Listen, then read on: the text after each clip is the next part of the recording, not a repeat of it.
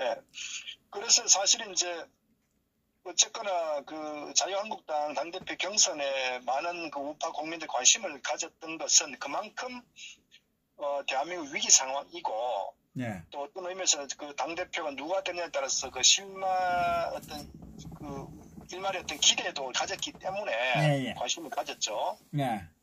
그런데 결과는 결국 이제 그 저는 굉장히 의미 있게 오세훈과 그 김진태 그 당원들의 그 투표 성적이 오세훈이가 높았다는데 심각하다. 저는 이렇게 보는 거예요. 예, 예. 뭐 당연히 뭐 그 여론조사야 지금 오세훈이가 뭐 50% 이상 했는데 결국 그것은 좌파들의 선택이고 그건 다시 말하면 오세훈은 절대적으로 보수 우파의 어떤 그 지도자는 고사하고 정치 이 바닥에 있어서는 안 된다. 저는 그걸 다시 한번 우리가 확인시켜주는 그런 결과였다. 이렇게 보고요. 네. 어쨌거나 그 많은 태극기 국민들 또는 음으로 양으로 또 지지도 하고 또 기대도 했었는데 지금 김진태 의원이 이제 3위를 했다. 이 부분. 그러니까 그 특히 당내에서 거의 뭐 오세훈이가 22,000표, 김진태가 21,000표를 받았다는 것에 대해서는 이것이 자유한국당의 실체다. 이걸 알아야 되는 거예요. 최소한도 어떻게 보면 그 김진태 의원 개인은 어쨌거나 나름대로 선명성 투쟁을 이제 그 주장해오고 했는데 어떤 현역 국회의원들 또는 뭐 지구당 위원장들은 실질적으로 이 김진태 의원을 지지한 사람은 저는 뭐 극히 드물었지 않느냐 하는 부분이고 당원들도 전체 중에서 결국은 이제 뭐 21,000표 정도 획득 못했기 때문에 이 또한 어떻게 보면은 대개국 국민들이 이제 자한당이 입당해서 그나마 그 정도 아니냐. 만약에 이 애국 국민들이 이 자유한국당에 입당하지 않았다면은 과연 이 김진태 의원의 어떤 그 표의 결과는 어떻겠느냐. 사실은 우리가 이제 이 부분이 그게 무슨 얘기냐. 자유한국당의 정치 세력, 당원들의 생각은 탄핵에 대해서 이미 지나간 과거라고 인식하고 있다는 거예요. 네. 우리가 그걸 알아야 된다고요. 그러니까 사실 우리가 저 당이 바뀌려면 두 가지 아닙니까? 정말 어떤 그 정통운동하는 머리에 제대로 박힌 어떤 정치인들이 많아가지고 당내 투쟁을 한다거나 또는 제대로 된 당원들이 있어가지고 이 정치인들은 그렇다고 하더라도 당원들이 좀 정신 차려가지고 정치 세력을 물갈이하는 이런 또 뭐 투쟁이 돼야 되는데 결국은 이번 그 당의 이 당대표 경선의 이 투표 결과를 보면서 자유한국당은 완전히 특히 탄핵이라는 부분에 있어서는 정말 그 과거로 인식한다 이렇게 보는 게 그 현실인 거예요. 그러니까 저는 또 한편으로 보면은 결국 그만큼 저는 대한애국당의 역할이 그만큼 중요해졌다. 이것을 저는 어저께 이 자유한국당의 당대표 경선을 보면서 네. 특히 또 우리가 또 인식해야 된다. 또 거기에 이면에는 뭘 알아야 되냐면은 현재 그 황교안 씨가 이 당대표가 되는 과정에 처음부터 그 당의 어떤 그 슬로건이 이 전당대 슬로건이 하나로 미래로였단 말이에요. 하나로란 것은 결국은 어떤 이 얘들이 이 정치적 의도가 숨어 있는 게 탄핵을 주동한 세력들이 현재 그 당 지도부의 주류 세력 아닙니까? 네. 이 주류 세력들이 전당대회를 준비했지 않습니까? 네. 그러니까 거기에 대한 시나리오가 뭐냐?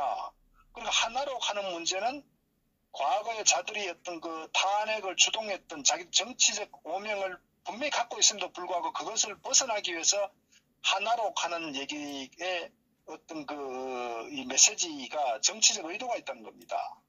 그래서 그것은 탄핵 찬성 반대를 묻지 마라. 이것이 하나로의 어떤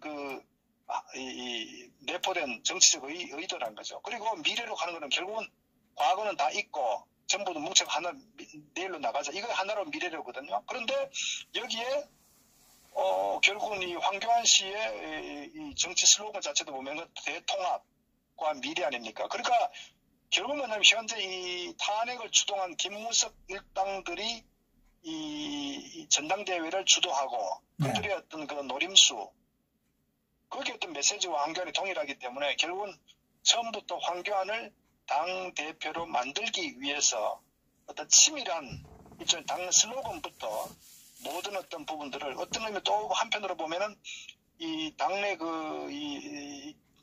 이 투표율 반영 이 여론조사 30% 같은 경우도 보면은 사실은 이제 상당히 이 비중을 많이 둔 거죠. 그러니까 저는 이 여러 가지 부분들 그리고 또 지난번에 부산 부울경 쪽에 그 합동 토론회 할 때도 그 체육관을 큰 걸 하지 않고 조그맣게 했잖아요.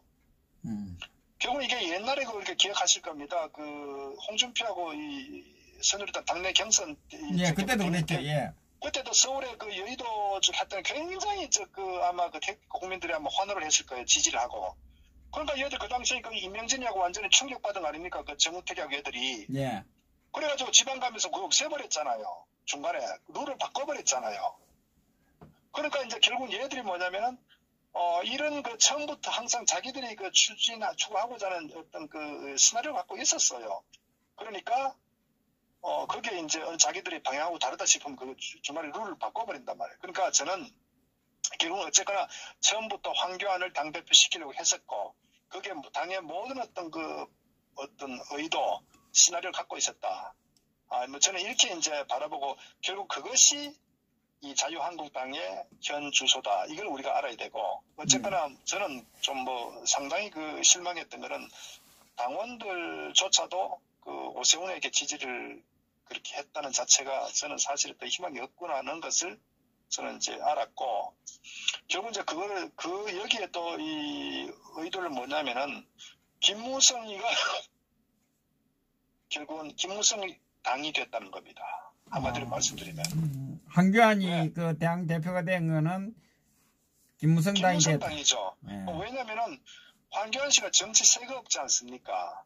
오로지 총리였다는 자기 어떤 그 행정가로서의 관료로서의 그 어떤 그 인식밖에 없지 않습니까? 근데 정치란 거는 그렇게 갖고 되지 정치는 어떤 조직과 세가 또 중요하지 않습니까? 그러니까 결국은 어떤 그 이면에 이 김무성 이 세력들이 전폭적으로 지지한 거 아니겠습니까? 그러니까 결국 이제 황교안은 이 김무성계에다가 신세를 졌죠. 결국은 김무성의 파리 목숨이네. 그러니까 이제 앞으로 제가 아마 황교안이는 홀로 서기 하려고 해도 또 아마 그 장래 정치적 갈등이 또 많아질 거예요. 네. 근데 제가 하나 재밌게 봤던 거는 네. 이번에 그 사무총장을 그 한성교 씨를 사무총장에 임명했지 않습니까? 예, 예. 그죠? 예. 저는 그 부분이 이제 앞으로 좀 재밌겠다는 생각도 들어요. 왜냐면 그 황교안 씨는 나름대로 알겠죠. 처음에는 김무성이 신세를 졌는데 또 통합한다는 보면서 아마 저들은 대한애국당까지도 염두에 두고 있는 것 같아요. 당연히. 예. 근데 어쨌든 대한애국당과 김무성, 유승민이 한 배를 탈 수 없잖아요. 둘 중 하나는 죽어야 되잖아요. 그거 쉽지 않죠. 예. 쉽지 않잖아요. 그러니까 이게 딜레마가 있는 거예요. 그러니까 저는 만약에 이 김무성계의 어떤 사무총장 앉혔다 하면 그거는 이미 결단 나버렸는데 한성교 씨를 그 사무총장에 앉혔다는 부분이 그리고 제가 한편으로 보는 게 이게 한판 김무성하고 또 황교안하고 또 갈등도 유발될 수 있겠구나 하는 부분을 어쨌거나 이제 앞으로 좀 지켜보면서 근데 제가 분명히 말씀드린 건 뭐냐면요. 어쨌거나 자유한국당은 그 정치 공학제로 움직이는 정당이다. 그리고 탄핵에 대해서는 명확한 노선 갖고 있지 않다. 이게 분명한 실체입니다. 그러니까 어쨌거나 저는 그만큼 대한애국당의 그 역할 어떤 그 앞으로 영향력이 굉장히 커졌고 중요하다는 것을 알아야 된다고요. 그리고 대한민국이 있으니까 중심을 잡아주니까 쟤들이 눈치도 보고 야 저거 말이야 그 유승민이 깨안아야 돼. 대한민국당 없으면요 쟤들 벌써 통합했습니다. 그러니까 대한민국당의 어떤 역할이 굉장히 중요합니다. 어떤 의미에서는 어쨌거나 이 대한민국 바로 살리기 위해서는 또 우파 정당이 어떤 그 중심을 잡기 위해서는 그 대한애국당의 어떤 그 앞으로 확대 노선의 어떤 선명성 어떤 이런 부분이 정치가 굉장히 중요하다. 이걸 우리가 좀 알고 있어야 됩니다. 항상 그 조은진 대표님 말씀하잖아요. 대한애국당을 밖에 두고 아무것도 할 수 없다는. 그 딜레마죠. 왜냐하면 대한애국당이 계속 성장하는 정당이고 예. 대한애국당의 가장 큰 가치 두 가지 핵심이에요. 정치적 노선 명분이 굉장히 아주 중요해요. 탄생 정당부터도 그렇고 추구하는 가치도 이제 어떤 왜곡된 탄핵에 대해 바로 잡자는 거. 그리고 또 우파 정당의 어떤 선명성, 정체성을 명확하게 갖고 있다는 거. 그게 굉장히 정당의 어떤 이런 생존에 중요한데 그것을 대한민국에 갖고 있다는 것이 큰 자산입니다.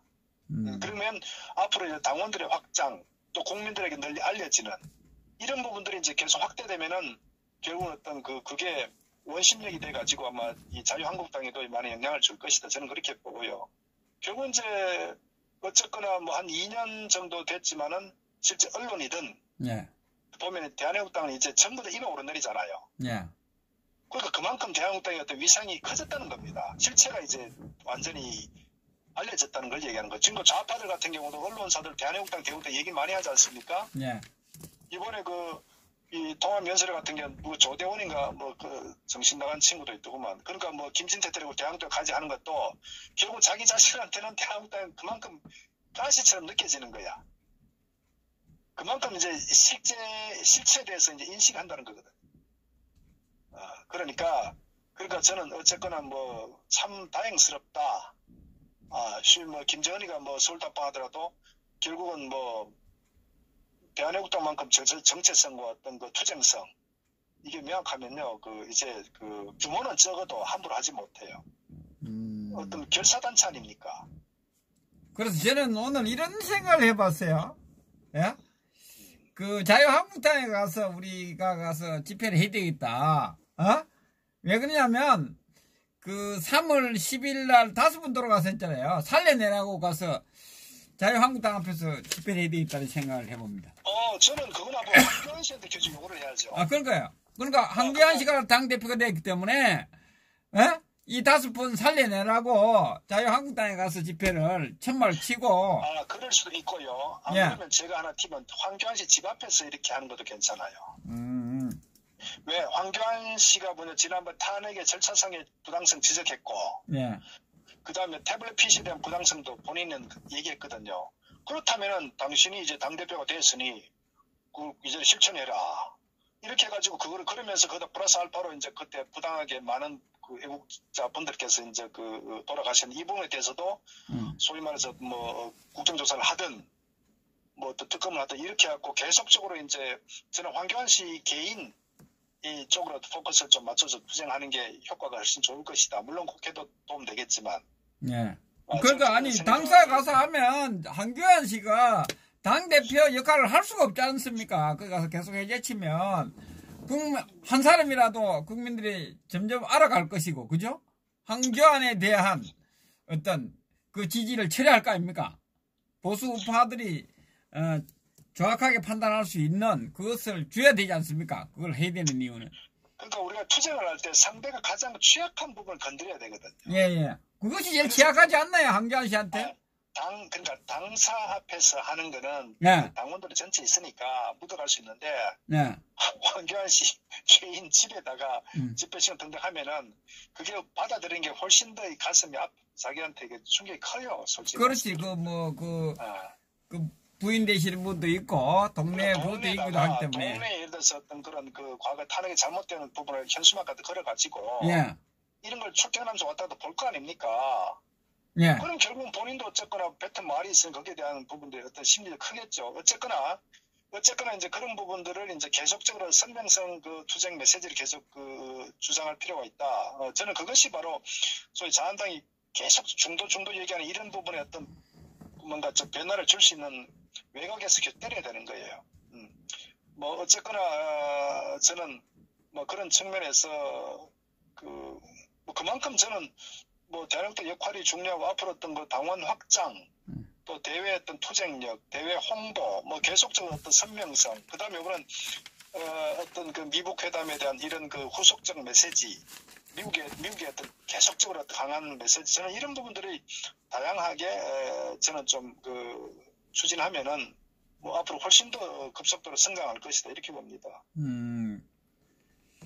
그리고 개인적으로 제가 황교안 이 대표한테 꼭 분명히 제가 하나 인식해야 될 게 그 황교안 씨가 이제 당대표가 되고, 정의당의 이정미가 뭐라고 했냐면 석고대장을 하겠다고요. 황교안한테. 네. 그건 무슨 얘기냐. 결국은 이제 황교안 그 대표는 탄핵의, 몸통이다. 이렇게 보는 거예요. 국정농단의 몸통이라고 보는 거예요. 총리하고 권한 대행까지 했기 때문에. 그렇죠. 예. 그것이 바로 좌파들이 주장하는 정치적 프레임이라고요.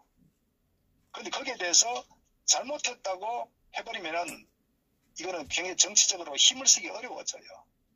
그래서 지난번 이해찬이 같은 경우도 우리가 막 이 문재인 때 얘기할 때에 그 촛불 혁명의 어떤 기반에 이른 대통령한테 감히 국정농단 세력, 탄핵받은 세력이 감히 어디 촛불 혁명 대통령에게 감히 이것이 좌파들이 생각하는 어떤 이 보수 정당에 대한 인식 플러스 이 탄핵에 대한 인식이라고요. 그러니까 저들은 계속적으로 그 프레임을 가져간다고요.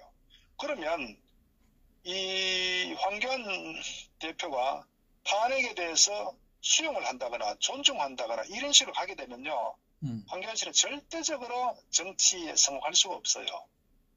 그러니까 좌파들의 어떤 그 탄핵 프레임을 정면으로 깨버려야 돼요. 깨는 거는 바로 말씀드렸다시피 저 잘못됐다 본인이 얘기했고 태블릿 PC 잘못 이렇게 해가지고 그거를 국민들에 알리면서 정면 승부를 걸어야 되는 거예요. 그러다 보면은 앞으로 자연스럽게 탄핵 주동 세력은 멀리할 수밖에 없는 상황이 오거든요. 저는 그것이 황교안 씨가 정도로 가는 것이다. 물론 비판 그동안에 정말 어떤 그 침묵 지켜 기회제 행태 비판받아 마땅합니다. 그러나 황교안 씨가 본인이 정치적 성공을 하려면은 탄핵 주동세를 멀리해야 되고 그리고 탄핵 프레임은 정면으로 돌파해라. 제가 그걸 한 수 제가 조언을 드린 겁니다. 당연히 우리 박사님 말씀처럼 들고 가야죠. 이 부분을 왜 그 때에 따라서 아까 그 이정미가 그렇게 그 프레임으로 몰고 갈 것이고 또 우리 이 우파 쪽에서는 또 탄핵 부분을 몰고 갈 것인데 양쪽에서 사이드에서 공격을 한꺼번에 하면 백이 나겠습니까? 그제처럼 반기문처럼 낭만할 수밖에 없지 내려와야 되는 상황이 올 텐데. 지금 이제 그 황교안 캠프 쪽에 정신 바짝 차려야 되는 게 뭐냐면요. 제가 하나 그 조언을 한다면은 김무성과 탄핵 주동 세력은 황교안이 정치세가 없기 때문에 자기들 뒤에서 그 통제하면 충분히 먹힌다고 이렇게 판단하고 있어요. 그래서 앞으로 총선에 아마 공천에 상당히 영향력을 행사하려고 할 거예요. 예. 그리고 그 기반으로 가지고 다수 의석을 차지한다고 하면 그 다음에는 아마 그 이원집 정부제 저들이 그 반기문을 내세워가지고 결국 허수아비를 만들고 자기들 국회에서 어떤 그 실권 총리를 하고자 이런 그 연장선상에 아마 저는 이 황교안 씨를 영입하고 아마 그런 정치적 의도가 저는 99% 있다고 봐요. 그러니까 이제 그거를 깨려면은 결국은 이제 이 탄핵 주동을 멀리해야 되기 때문에 그 멀리하는 가장 쉬운 방법이 태블릿 조작됐고 특검을 간다거나 이렇게 정면 돌파해야 된다. 그러면 이제 황교안 씨는 살 것이고 만약에 정치적 야합을 하고 김무성 세력들과 가까이 하게 되면 결국 황교안 씨는 같이 죽는다. 이것을 제가 꼭 좀 말씀드리고 싶습니다. 만약 주변에 이 전략가들이나 어떤 기획하는 사람이 있다면은 저는 그걸 좀 정신 바짝 차려야 된다. 김무성이 하고 함께 가면은 같이 죽어요. 근데 그 확실한 그것을 지금 그 노선처럼 확실한 그 노선을 정하지 못할 것 같아요. 저는 계속 그러니까 이대로 갈 것 같아요. 예.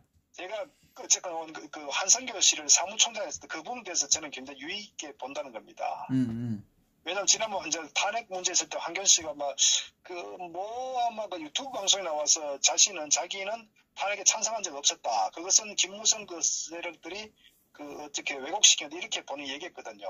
원래 한성교 씨 친박 아닙니까? 옛날에. 예, 그렇죠. 예. 그러니까 이제 그런 부분에 있어서 이제 우리를 자한당 내 어떤 그 세력을 완전히 갈등시키도록끔 이렇게 좀 그 측면 등등 여러 가지 좀 전략적 접근도 좀 필요하다고 봅니다.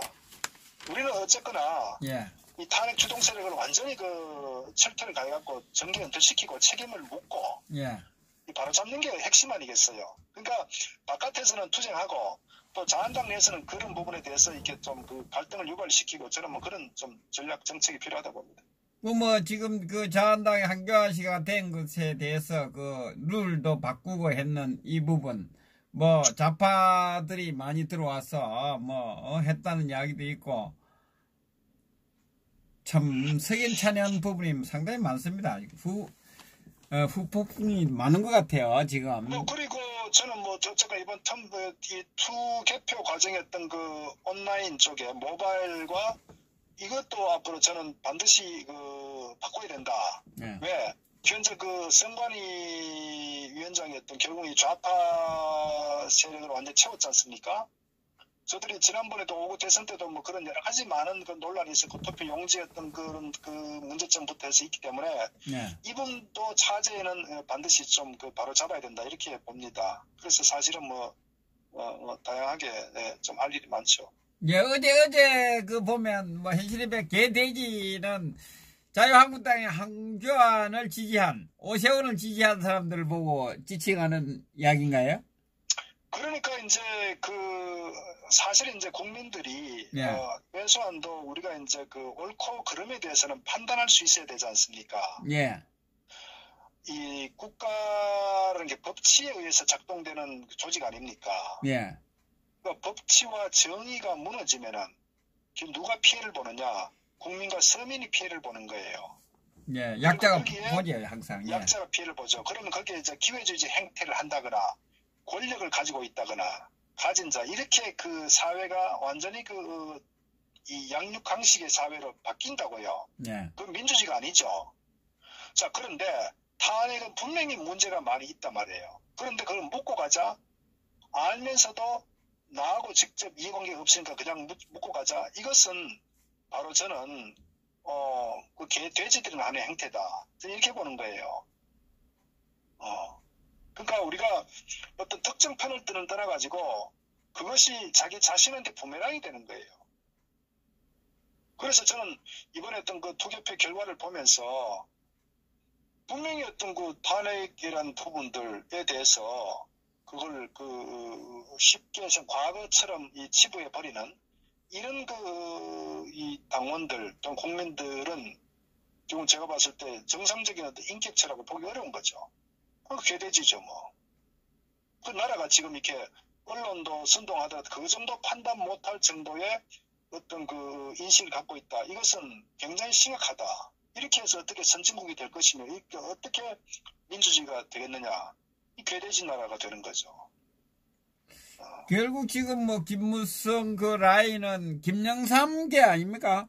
다. 그렇죠. 뭐 주류가 얘는 과거 그 3당 합당 됐을 때 결국 김영삼 씨가 결국 자기가 이제 김대중하고 붙어봐도 결국은 뭐 그 소위 그 이 보수 정통 보수 세력하고 3분 되면은 그런 김영삼이는 영원히 대통령 되기 어렵다. 이래서 사실 어떤 나름대로 3당 합당을 추진한 거 아닙니까? JP도 같이 들어오고. 예. 그런데 그 잔류 세력들이 결국 서청원, 김무성, 뭐 홍준표, 이재호 그 잔재들이 쭉 있잖아요. 거의 다 내요. 뭐 한 3분의 2네요. 그죠? 그 기본적인 인식 자체가 예. 거기다가 또 기회적 그 유승민 같은 저런 그 정치적인 철학도 없는 친구들 또 뭐 오세훈 그러니까 보면은 전부 다 뭐 정체성이 없는 거 애들이 이러니까 우파 정당이 아닌 거예요. 그 자기들 스스로도 같이 혼란이 오는 거예요. 정체성이 혼란이 오고. 김영삼 쪽이면 좌파잖아요. 뭐 그 엄밀히 따지면 뭐 그렇죠. 그 당시 박정희 대통령이 추진했던 그 공화당과 어떤 그 민주당 소위 저도 어떤 그 장면 내각부터 중 60년대부터 계속적으로 어떤 그 이 정치적 이념이 달려있기 때문에 그 소위 말해서 자기들은 민주주의라고 하지만 이념적 측면에 봤을 때는 좌파적 이념이 강하죠. 그러니까 소위 그 이명박이 같은 경우도 보수냐? 보수 아니죠. 본인이 중도 실용 중도 이거 아닙니까? 이념적으로 그러니까 이재호나 이명박이나 전부 다 뭐 그런 같은 것도 좌파 쪽의 인물 아닙니까? 그러니까 결국 노무현이 몰락하고 이명박이가 정권 잡았을 때 이념적으로 보수의 색채를 드러내면서 어떤 국정원이나 기무사나 사회 곳곳에 뿌리 박은 김대중, 노무현이 뿌려놓은 이런 좌파적 인물들, 소위 말 그게 뭐 문화계든 언론계든 그걸 완전히 그 우파의 세력으로 바꿔야 되는데 예. 그대로 방치했잖아요. 그것은 다시 말하면은 이명박 세력은 우파가 아니었다는 걸 단적으로 그는 반증하는 거라고. 아니, 그리고 김대중 세력 좌파, 그리고 김영삼 세력이 대부분 우파라 그러면서 좌파 아닙니까, 이게? 우파 아니죠. 우파. 그러니까 좌파들이 여태까지 이 나라를 장악해 왔네요, 결국. 그러니까 이제 저는 소위 이제 이 김대중 세력을 제외한 소위 그 여권 우파라고 지칭하지만 그 내부는 정체성이 그 명확하게 정립되지 않은 이 정치인들이 합종 연행하고 결국은 저는 그 하나의 뭐 정당이라는 울타리 내에서 같이 기생해 왔다. 이래 저는 보는 거죠. 그러다 보니까 결국 이제 오늘 탄핵을 맞이하게 되고 어떤 정말 이 김무성 같은 박지원하고 야합해가지고 20명, 40명 이런 얘기 나오는 자체가 그 어떤 근본 저들 한편인 거예요. 그래서 틈남의 어떤 그 의원 내각제를 주장하는 것도 그리고 우파적 사고를 갖고 있지 않는 거예요. 자신들의 정치적 이익이 우선인 거예요. 그러니까 정당에 대한 가치, 이념, 정체성, 철학, 소위 우파의 어떤 그런 이 기본 철학이 없는 거 아닙니까? 그게 좀 오늘날 자영대 실체라니까요. 그러니까 5.18 사건 같은 경우도 보면은 명확하게 입장을 밝혀야 되는데, 저희들이 좌파인지, 우파인지, 언론에 어떤 정말 눈치 보고, 이게 정당 아니죠? 우파 정당 아니죠? 그러니까 그것이 자유한국당의 정체성이고 실체다. 이걸 우리가 좀 알아야 되는 거죠. 예, 수고하셨습니다. 네, 감사합니다. 네.